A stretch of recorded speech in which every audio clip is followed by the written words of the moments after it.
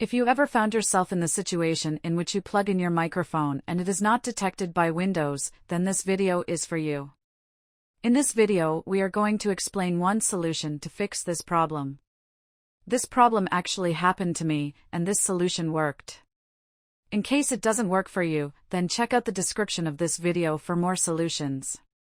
First of all, you have to open Control Panel on Windows. Then you search for sounds.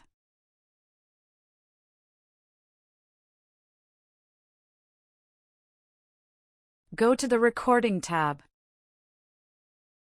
If you talk and the level of the microphone doesn't go up, then there is a problem. Click on it with the right button of your mouse. Go to Levels. If you see a red sign on this button, then that was the problem. Click on the button.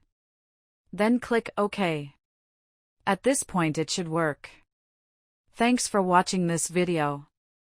Add a like and subscribe.